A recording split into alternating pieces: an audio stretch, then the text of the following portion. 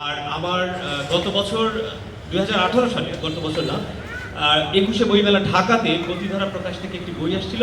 সেখান থেকে আমি আমার একটি কবিতা পাঠ করে আমি আজকের আমার কথা শেষ করছি। সাংস্কৃতিক অনুষ্ঠান শুরু হবে। আসলে সাংস্কৃতিক অনুষ্ঠান শুরুর পূর্বে এতটুকু কথা বলা আসলে তাও অনেক বলে ফেলেছি। আমি আমার শীতল জলে বাষ্পের কাব্যের একটি কবিতা পাঠ করছি।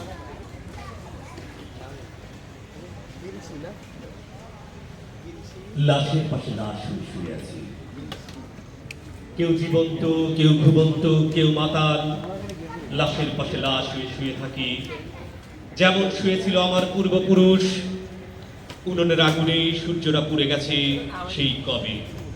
কচুর পানার মতো জন্মেছে লাশ আর লাশ, আমি তার পাশে শুয়ে থাকি, যেমন শুয়েছিল শরণার্থী শিবির মুমূর্ষু শিশুর পাশে তার মা, যেমন কলায় ভেসেছিল বেহুলা।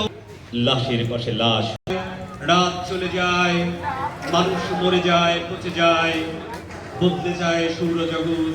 সূর্য মরে গেছে, ঝপ পড়ে গেছে কিরণের গায়ে। গ্রীষ্ম গহ্বর তার সুনামি ছেড়ে দেবে, ঘাসতা গ্রহে সেই সুনামিতে নদী বদলে যাবে, আলো বদলে যাবে।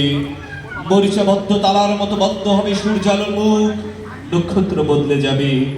সূর্য মরে যাবে, নিভে যাবে বাম হাতের মশাল। নদীতে জল ডুবে গেছে, মানুষ মরে গেছে, কৃষক মরে গেছে।